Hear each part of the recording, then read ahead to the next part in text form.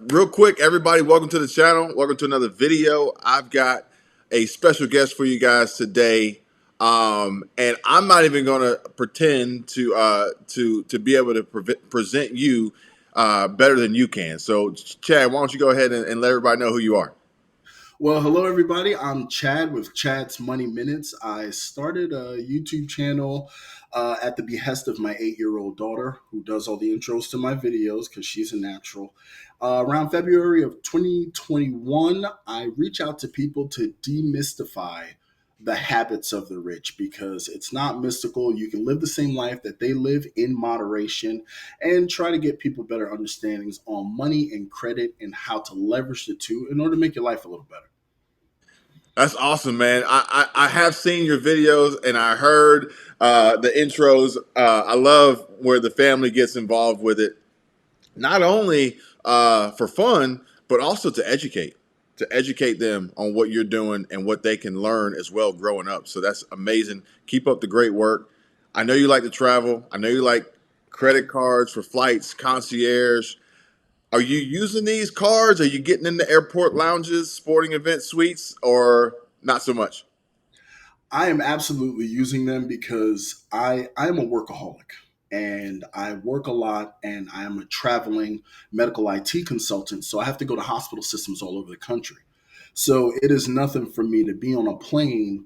In the course of 3 months, I can be on a plane 8 to 10 times, going through multiple airports, multiple lounges. So, like, especially my Amex Platinum with the lounge access has been a godsend. I even got my wife one because she does the same thing. And Oh, okay. yeah, so like we're out there, Bonnie and Clyde in it, feet up, sipping some coffee. I, You know? you mentioned the IT. I'm sorry. Rephrase that again. Exactly. I'm a medical IT consultant. Medical IT consultant. Hmm. Okay.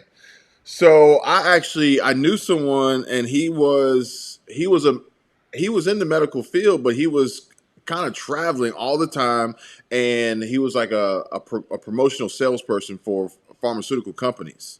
Oh, okay, yeah, I need a But lot what of them. you do is, I guess your vendors are tech. No, what it is that when I'll go into the hospital and I will actually train clinicians, doctors, and nurses on how to use software that has been rolled out. So I'm more of a subject matter expert, and that is the job that keeps me traveling. Plus, Oh, I have a okay. here where I do software development. Okay, cool. So is this SaaS? Is this soft? Is this service as a Software as software? a service, yeah. Okay.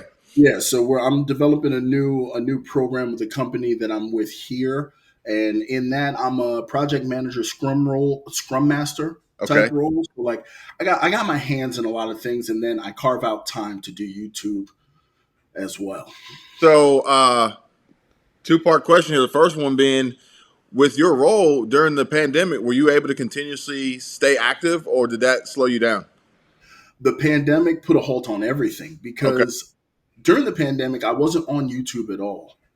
I literally I actually was delivering groceries. I was doing gig work because at the time, because I had pretty robust health, I could go out, I would be fine, and the money was just sick.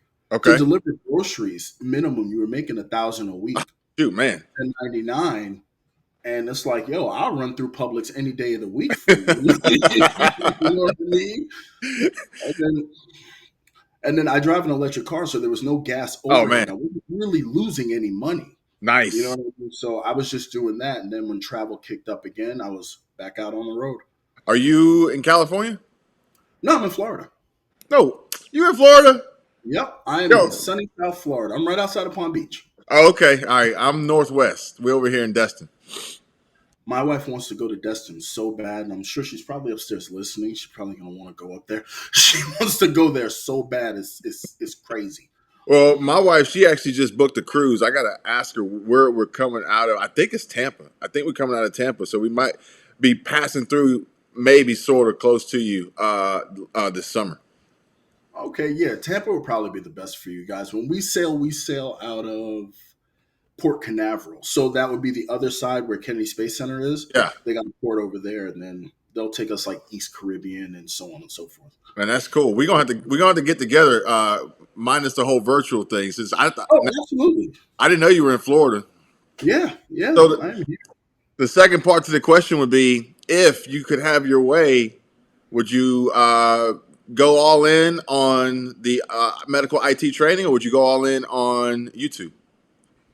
I actually prefer YouTube. Now, mind you, medical IT training, it gives you some fulfillment because you're helping highly skilled individuals do very important work. I can't take away from that, but it's like there's a lot of things that go along with it. You know, there's a lot of hierarchy. You go to different Okay. schools, different systems, and they have their own show that's going on. You're kind of guest starring, but with the YouTube, it's like I got the control.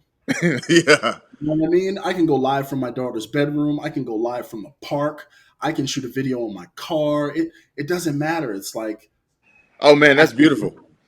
And I yeah, know you it's like the tech because I've seen some of your gear, and you said you're still having fun with it, so that's really cool. yeah, I love it. Is there any way to cross platforms? I know I'm getting off track here, but is there any way to cross platforms and bring the IT training into YouTube as well, or would that be a conflict of interest? It would be a conflict of interest because since I work in hospitals, I am strictly bound by HIPAA. So there is a lot of personal identifying information. That's why I tend not to do like a day in the life at my job and stuff like Gotcha. that. Privacy is critical. Yeah. And the basement for the fines is $50,000. Oh no, hard pass. Yeah, yeah, Hard it's going to be pass. an so I'll tell you about it all day. I just can't film it. So let's talk about these credit cards. I'm not 100% sure what part of my audience is going to latch on to this. I don't know if it's going to be the part of my audience that probably isn't super qualified, or the part of my audience that wants to know more on how to get the most out of their credit cards, or maybe it's a combination of the two. But either way, I got a few questions. Maybe you can answer them for us all. Absolutely. Number one, do you need good credit to get a good credit card? To get a good credit card, yes and no. Because you can get a good credit card, it's just not going to give you great rewards. But it Okay. will be a solid credit card from a solid issuer. They allow for avenues for that. But if you want like the high flying rewards, chances are if you don't have good credit, you probably don't want to pay the annual fee, which is a part of it. And then, all of those factors depend. But around 620, you Okay. can start getting cards from issuers that you normally wouldn't think that you can get cards from. You can get things from Capital One. Once you bump up to about 650, then you're in the Chase arena. And 650 and up, you can still get Amex cards. And a lot of people think only rich people have Amexes. Yeah. Yeah, and I think you can also get an Amex without annual fees as well.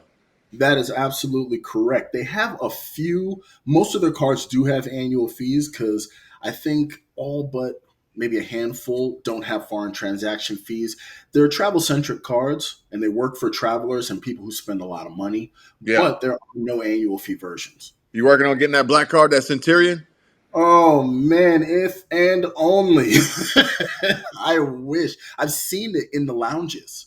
I've seen people pull up with them and I it's heard you amazing. have to maintain like 250 to half a million a year in spend. And spend on your platinum card. Yeah, what they're going to do is they're going to look at your platinum card and they're going to see your spending habits. And as long as your spending habits are supported and you're paying those bills, then they may give you a nod because it's invite only. And then 15,000 for the first year, 5,000 every additional year, but the value that you get out of it is just sick. Just in the airline partnership, just the Delta airline partnership, the value's sick. But when you get yours, you got to unbox it. Oh, absolutely. I'm unboxing them. Everybody's gonna know at first how much it is. So, just a real quick 30,000 foot view. What's good credit? What's good credit in your Good opinion? In your opinion? good credit from 30,000 is credit that has some mistakes. And the reason I say that is because everybody's not perfect, but good credit is within the last 5 to 7 years, no late payments. is within the last 5, 7 years, you want to keep your utilization low. So if you got $100,000 worth of credit, you don't want to use $100,000 worth of credit. These are still loans and not free money. And that's a lot of things that people tend to get, confused. So you want to be spending within your means and using credit to accentuate your normal pay that you bring in instead of using it as something to fall back on because you will inevitably overspend. But that is going to be good credit. Taking care of your bills, no late payments, keeping your utilization low, and also dabbling in a good mix of credit. Yeah, absolutely. I've had a lot of different experiences with credit, and actually a lot of experiences with fixing credit. That a Hmm. lot of people aren't really aware of just how easy it is, and you just got to have the conversations. You got to ask the questions. You got to poke the bear sometimes. Hmm. But that utilization is key because I made the analogy before. You could have a $10,000 charge on your card or on your revolving credit, but if you got a $10,000 limit, you're at 100%. But if you got a $100,000 limit, you're at 10%, Exactly. and that's going to be a game changer, as well as being able to get more credit because you're Exactly. Because it's going to display your responsibility. You know what I mean? If and I actually just recently did a video about this. Actually, no, it's going to be releasing. I'm still editing it.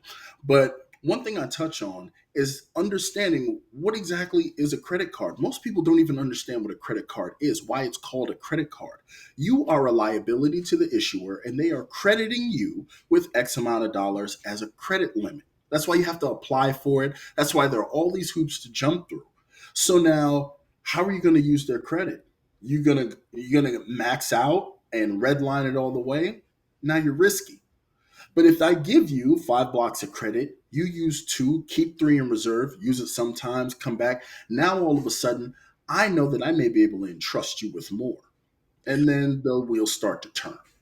absolutely. And when using it with a business can make those wheels turn even faster.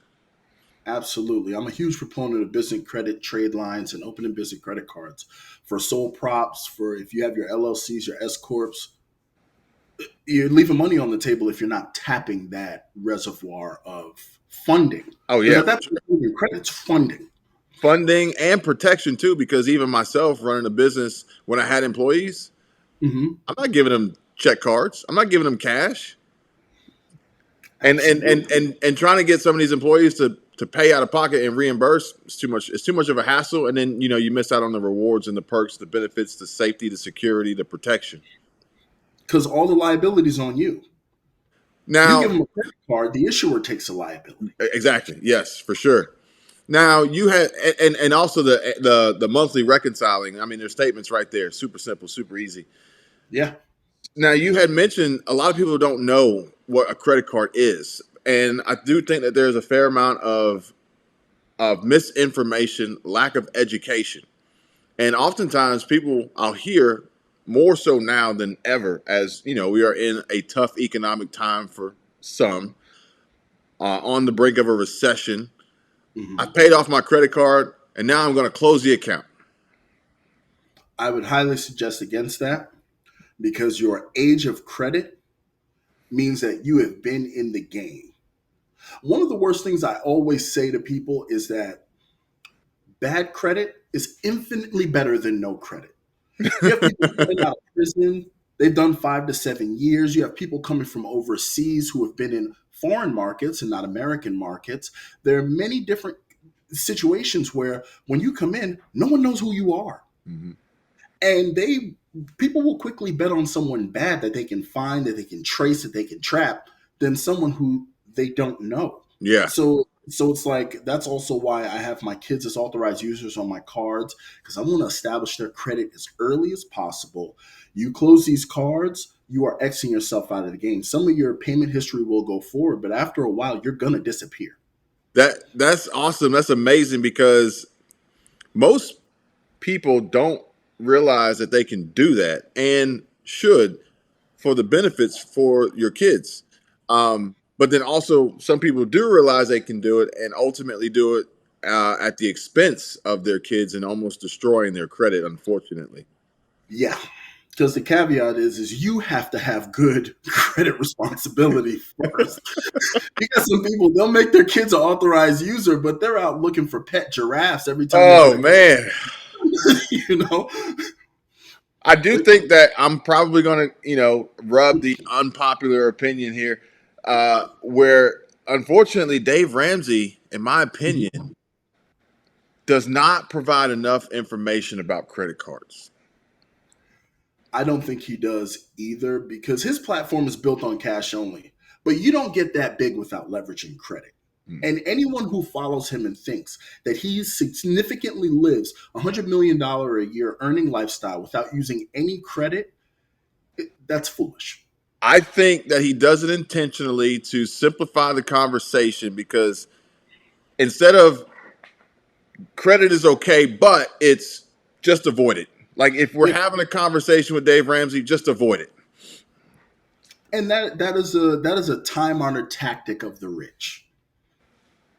If I keep you out of the arenas in which I play, that's less competition because I already have to deal with sharks. Ooh, So if I have ooh, to cut through the guppies to fight another shark, that's going to impede my process. oh, So wow. if I did that, that would be the message I would give too. But I can tell you right now, whether you're Elon Musk, Jeff Bezos, Warren Buffett, Charlie Munger, Manesh Prabhai, I can go on and on. All of them have gotten to where they have gotten by leveraging debt, by leveraging credit, and differentiating credit and debt. Debt is what you accrue. Credit is what you can accrue based on your name. So credit is not the evil boogeyman that Dave Ramsey makes it out to be, but I understand his business model and it works. Absolutely. And ultimately, for those who do not have the financial responsibility, credit can ultimately end up being debt, Yeah. or available credit could ultimately end up being debt.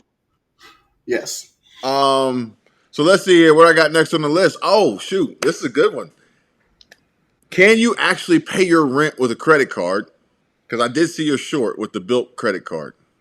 Absolutely. Built has now come out with a credit card where they have the first what they did was they established a network of property managers who would accept the card. And what they do is they actually create a routing number and checking account for you to pay your rent out of, thereby circumventing the credit card charges.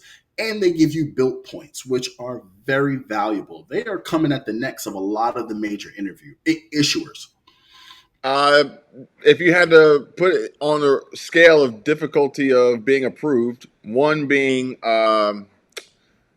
very, very easy to get approved, and 10 being very difficult to get approved, where would you rank built? Well, for built, if you have average credit.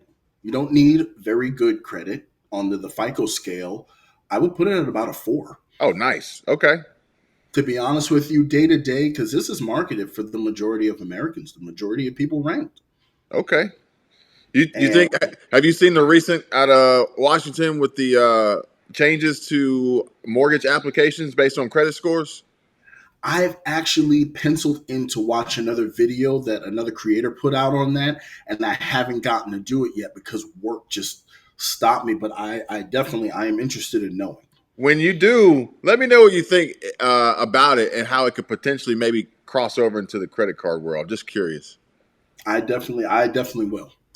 So, speaking of YouTube, let's talk about your channel. Growing a channel, getting monetized. How long did it take you to get monetized?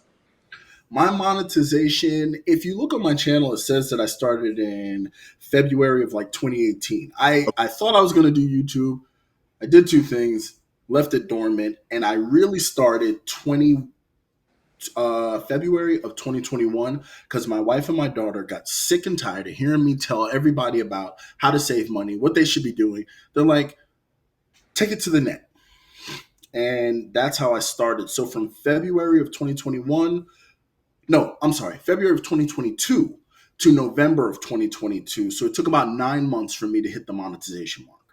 Nice. That's really cool. I've heard that before. It's like, I'm answering these questions to these people over and over again. I'll just make a YouTube video and I'll just direct them to the video so I don't have to keep doing this.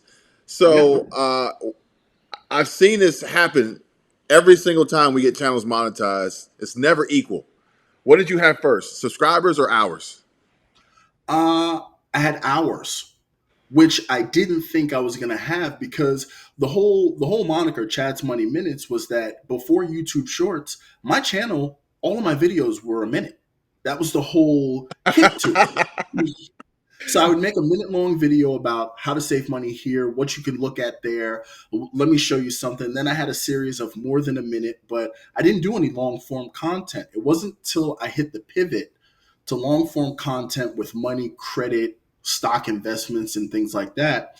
The hours jumped through the roof. And not only did they meet, it eclipsed the subscribers. So I was actually waiting on subscribers to monetize instead of waiting on hours. So 9 months total. How long did it take you to get hours, and then and then we can do the math on the difference. So the hours I got 1,000. I'll never forget November 21st, day after my wife's birthday, and the hours I had already had before Halloween. Oh, okay, sweet, Yeah, the hours were already there. nice. Um, Staying motivated. Now before we started this video, you said you're still having fun. How do you stay motivated making your content? I asked myself a question: what do I want to see? What is a thing? A, what do I see, and what do I want to see? Now, do I see things that I'm interested in, but am I seeing the whole picture? So I take a step back and I try to answer questions for me and the people around me. And that's what keeps me going. And then also sharing my experiences as well, because my job is not common. A lot of people don't travel as much as I do. So it's like if I have all these points, I can tell you how to get the points. That's great, wonderful. I can flex and I can say, oh, I have a million credit card points, but it's like being a millionaire in Monopoly. If no one cares, who cares? You know what I'm saying? Like that's only important to a very tiny microcosm of people. So I stay motivated because it's just fun to show people that it is possible. Don't believe people who tell you that you have to be in this box. It is possible. That Everything is possible. You belong everywhere. I'm gonna have to replay that like over and over again so that people can really hear what you said there. Um, which brings me to my next question: your comments. Now I know your audience is probably going to be extremely different from my audience. What are your Mhm. comments like? Do they accept it? Do they deny it? Do they want to know more? Like, is there a general consensus of your comments? Well, my comments are normally very like I have some dedicated viewers, which still blows my mind to this day. And we have a great back and forth. Now, I've had some outliers of people, oh, you don't know what you're talking about, but they've actually been way less than I anticipated. Because, and can I speak frankly? Oh, please. Okay. So, all right. So let's take the gloves off here. The fact of the matter is that we all live in a world where we understand that certain people are associated with certain things. Seeing a 40-plus-year-old black guy on the internet telling you how to manage money for some people just simply does not compute. It just doesn't. Now, does that make people bad? No, we're humans. We are predicated on judgments and, assumptions. But it's like people who have actually watched the content and been swayed over. We have great conversations. They don't hesitate to correct me when I make a mistake. It is what it is. You got to kind of have thick skin and be able to, Absolutely. adjust your thinking. But it's been better than I thought it was. I thought the comments were going to be rough, and they haven't been. Absolutely. I think the funny part about it is I try to help people with a variety of things, but YouTube is like where my heart is. Hmm. And I even let people know, like, look, y'all can make money, y'all can make content, y'all can do a whole sort of, all sorts of things on YouTube. You don't have to show your face. So it's like if you were to provide the same information and nobody could tell who you were, what you look like, your skin color, anything like that, then it's like, all right, are you going to listen to what I have to say then? Yeah, that is a good question, and it's definitely one I've kicked around because I thought about it even before I started.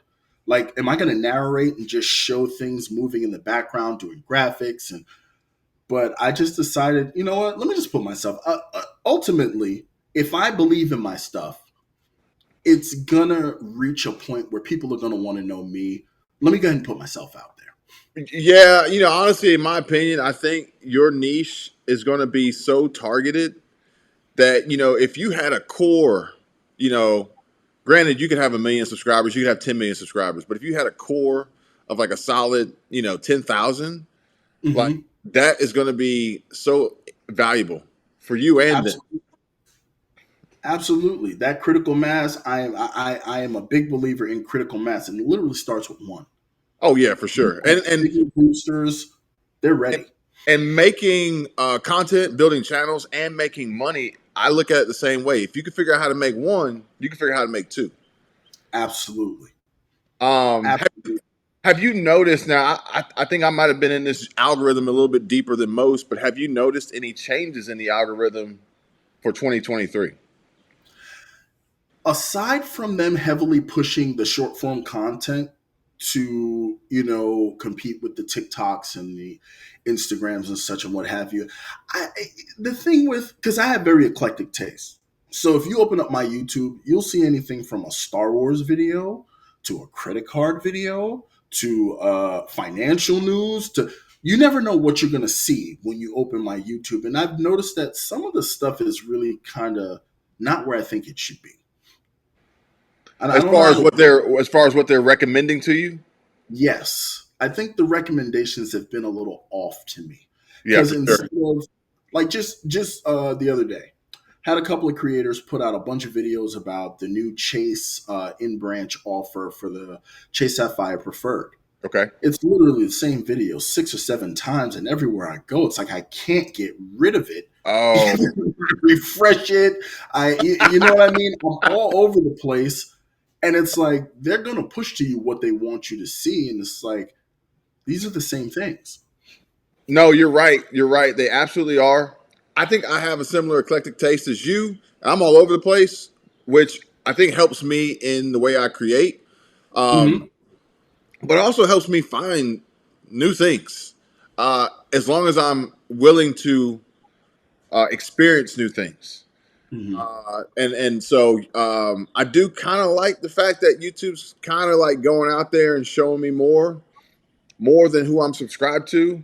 Uh-huh. But I also realize that it's hard for me to grow as a creator with my audience, and my audience stuck in that rut of Hmm. only watching what YouTube pushes to them, which is what YouTube wants them to see, which is typically not in alignment with what I want them to know. Oh, okay. So That uh, makes it, sense. it, it's kind of hard to share what you're trying to share, knowledge, education, information, but just keep trying, keep doing it. Yeah, I'm definitely gonna keep it. I literally, I like I said, it's a business, but it's fun for me. It really is. The kids love it. Like people who I talk to, everyone, oh, you're a YouTuber. Like my mom, she's like, oh, I tell people my son's a YouTuber. And I'm just like, all right, Are your mom. Okay. kids they're recording too? Are they helping with the cameras? Are they doing any editing? No, they are not. My I have a 2, a 3, a 8, and a 12-year old. And my 8-year old is really, she's the YouTube diva, but she's more of a watcher. She just asks me every day when I'm getting my play button. She Oh, just likes the experience of, you know what I mean?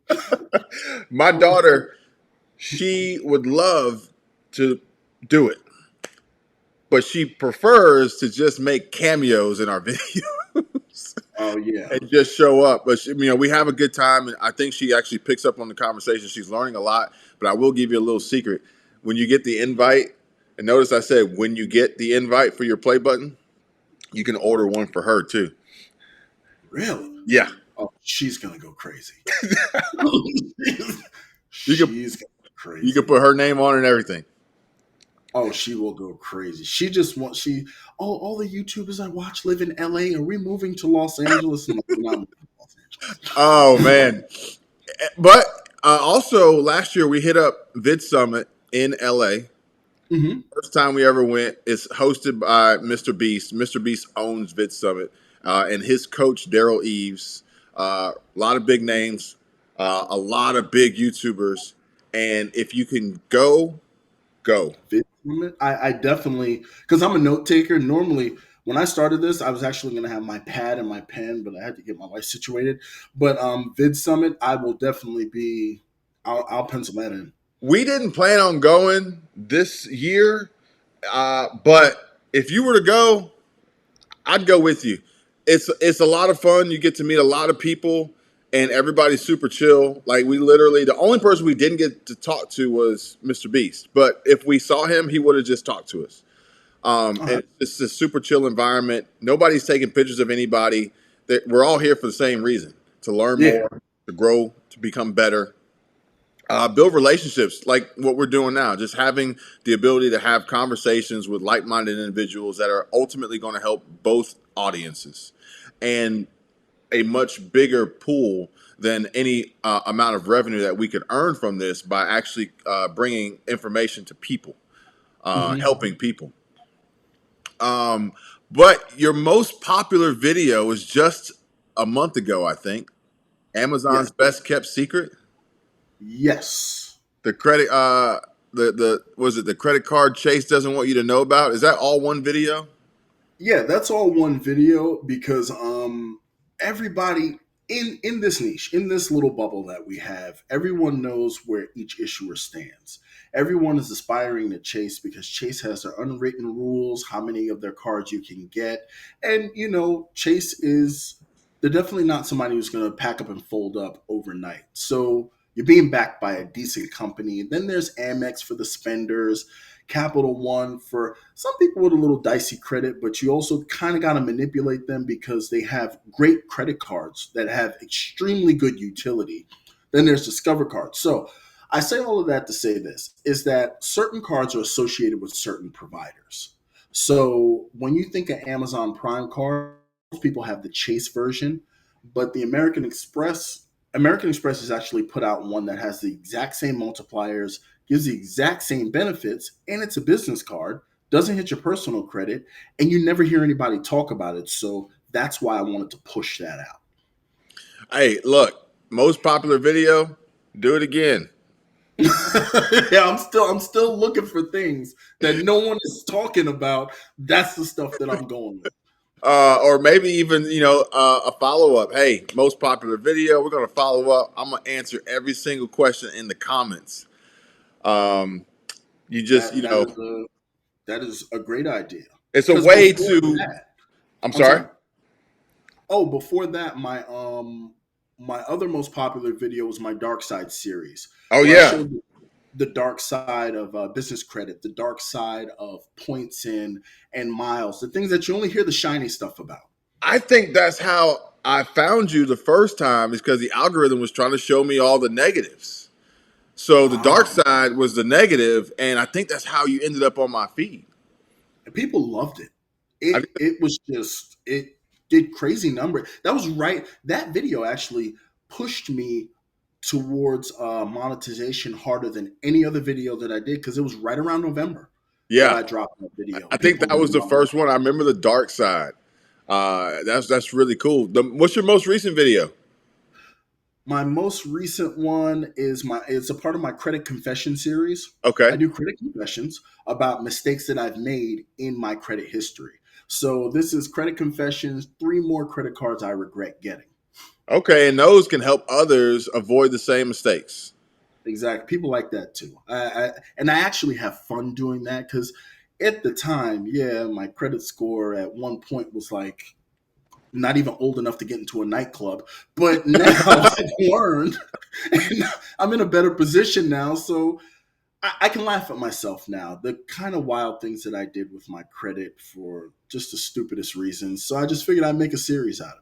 Awesome, awesome, and not to give away secrets, but upcoming videos. You got anything in mind? Actually, I have something I'm working on now. I'm trying to get it out Monday. And it is a bit of a turn letting people know uh, how do I put this? It's letting people know, like, hey, you don't have it together as you think you do. But I mean, that's as pretty Uh much oh, as uh as I oh. can You say. gonna cut deep on that one? Yes, I am. I got the Ginsus out on that one, and I'm right now. I'm doing the editing, and even the thumbnail is going to be something that's going to get right to the point. And then in addition to that, I'm going to be starting a second channel. I'm going to be releasing after Memorial Day. I've been doing some work on that. On another passion of mine that actually connects to credit cards, it's going to be about cars. Nice. Yeah, Nice. I'm looking forward to I it. got a car channel too. I'll tell you the name of the channel when we get done recording.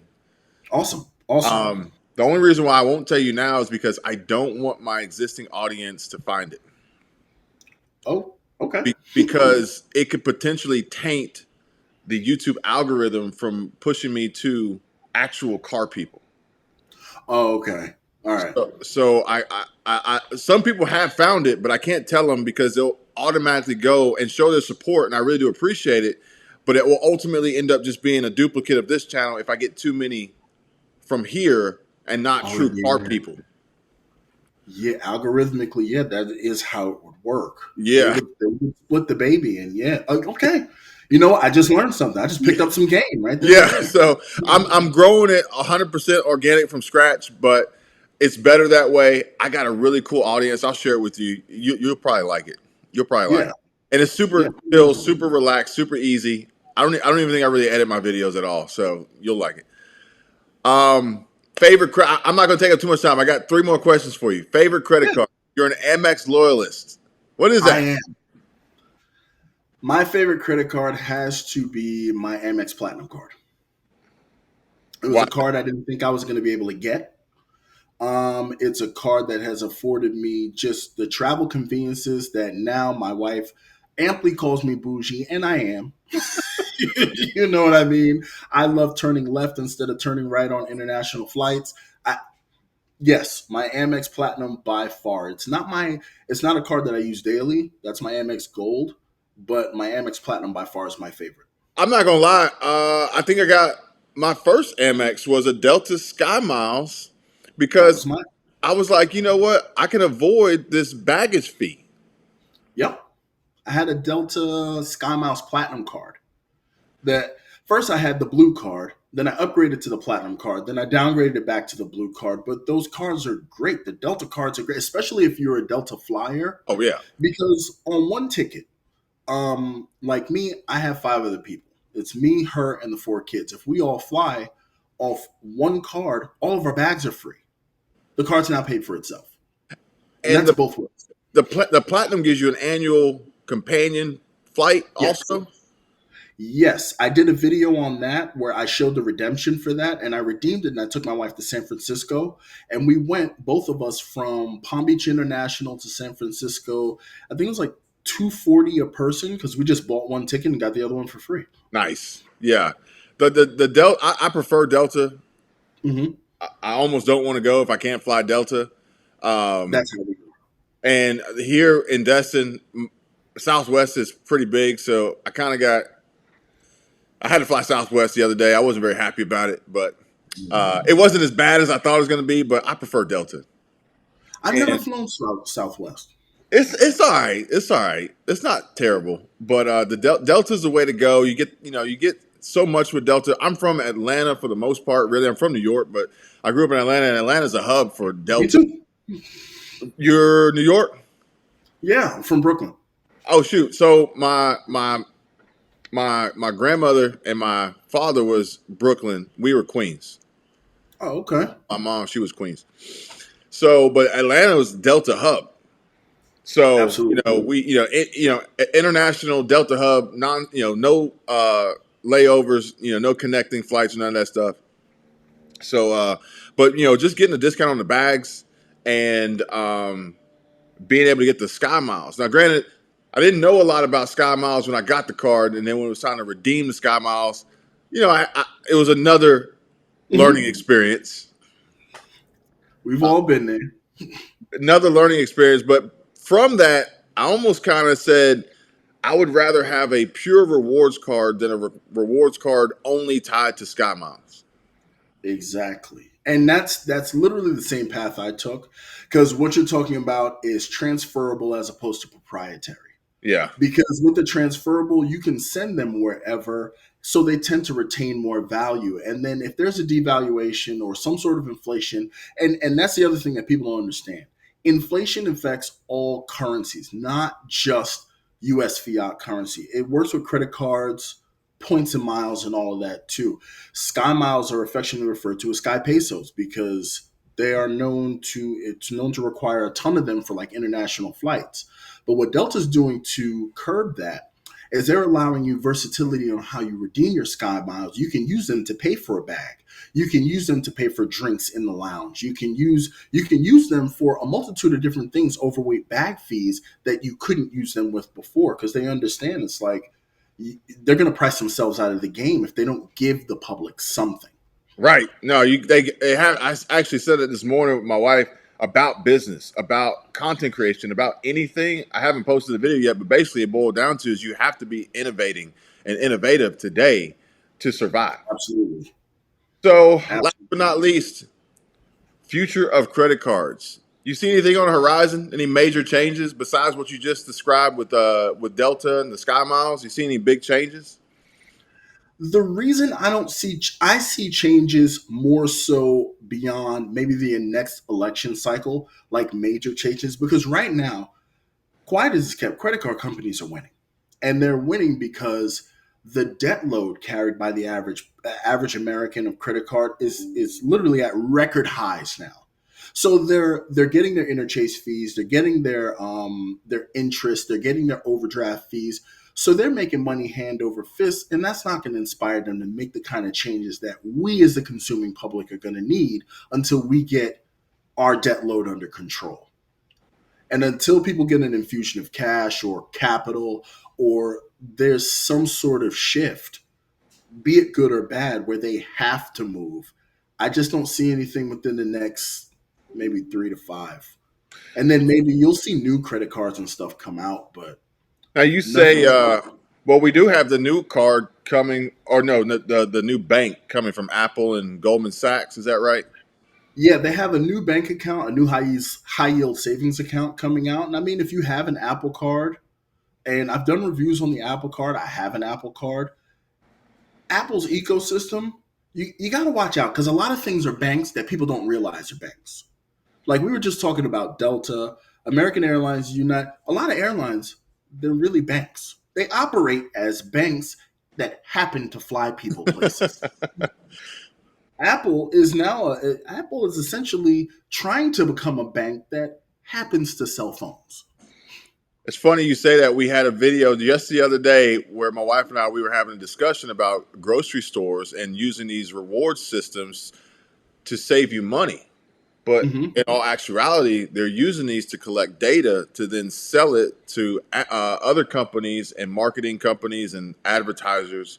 And I said they are a data scrubbing collection company that happens to sell groceries. Yeah, You know, and that's it. That's the commodity. It used to be man hours before. 1776, our fathers, yada, yada, yada, you believe in all that stuff. That's great. But that was man hours. You know what I mean? Pick the tobacco, plow the fields, build a this, build a that, do this, do that. Then it became it became industrialized, late 1800s. Now it's about man hours times innovation. And then fast forward 200 more years, early 2020, it's all about information.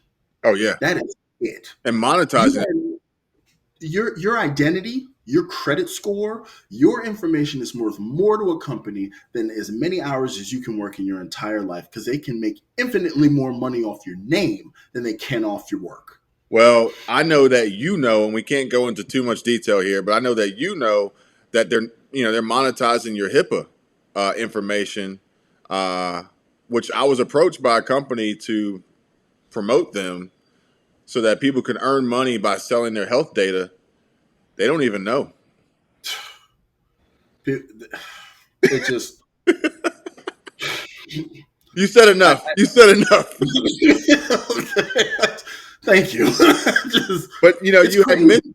you had mentioned this infusion of cash coming to people to help try to I don't know change the direction of how strong these credit card companies have control over the American people for the most part, or people just in general, really. But we've seen that to some degree. Now, granted, stimulus checks weren't really enough to really change anybody's life, but even if we were to see an infusion of cash into the hands of the people, do you think that they would use it to benefit themselves long term. Not until the culture is changed. And these people, they have a lot of stopgaps in place and they're very smart.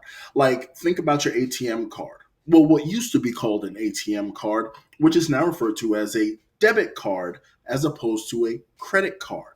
Now, I say all of that because now there used to be a time where if you had your ATM card, you had to get up, you had to go to the bank, you had to get cash, and then go pay for what you had to pay for. But now every single bank, their debit card has a little stamp on it that says Visa or MasterCard, so they can collect an interchange fee. You have no interest that you're getting from your checking account, where that used to be a thing because they're now paying it to them. And now they're giving you access to money to make your debit card act like a credit card. They know what they're doing, Oh yeah, for you know? sure. They So know it's like, they know what they're doing, and they know that for the most part, everyone else doesn't. exactly. So I mean, I just, and that's one of the reasons I run my channel, is just to try to change the culture, just the way of thinking. You know what I mean? Use a credit card, give the issuer the liability, because if someone steals your credit card number, zero fraud, your hands are clean. Right, You right. know what I mean? You have purchase protection, you have Yeah, extended warranty. that was one. Like, all That was these one. things. That was one of the debates with Dave Ramsey. I watched some of his videos, and he's like, "Yeah, you know, you get the same protections from your debit card." I'm like, "Yeah, but your cash is tied up." Exactly. Your cash, you might have to wait for it if you get it back. Yeah, That's if you, because you don't want protections at an issuer level. You don't want your protection at a payment network level. You want them at your issuer. If your bank issues you your debit card, you want them to be responsible, but they're not because they pass it on to the payment network and those protections are sparse. He's right in a way, but not right. Whereas my Amex card, if I buy a brand new MacBook, somebody runs by, steals it off the table, I don't have to chase them. I have to file a that was a report. change. Who's doing that? I'm gonna file a police report. I'm gonna call Amex. They're gonna see the charge. It's gonna be covered. Oh man, That's my protection. and Amex don't waste no time. That's my protection. They don't Why waste. are you holding all the liability? And then with these points earnings and the amount of money that these points are worth, you're actually hedging inflation. You know what I mean? A dollar today is not buying as much as a dollar was buying in January. And we're only in April. I would much rather put the liability on the credit issuer, protect my assets, leverage them, and pay them when they're due, avoid That's it. interest, and also use that my money to make more money. That's it. You free yourself up. You have now bolstered your incoming money supply by using credit responsibly and not haphazardly. And that's definitely that's what I try to push out. Well, keep doing it. Keep doing it. I appreciate you spending this time with me, allowing me to ask you these questions, pick your brain, and share this amazing information with all who happen to receive it. Please, everybody, go check out Chad Money Minutes or Chad's Money Minutes. And what is your YouTube handle? YouTube.com/at. It's Chad's Money Minutes. All right, Chad's Money Minutes. I'll link down in the description. Go check them out. And we'll see you soon, hopefully, maybe at some point in time. Uh, Absolutely, man. We're gonna make something happen. and honestly,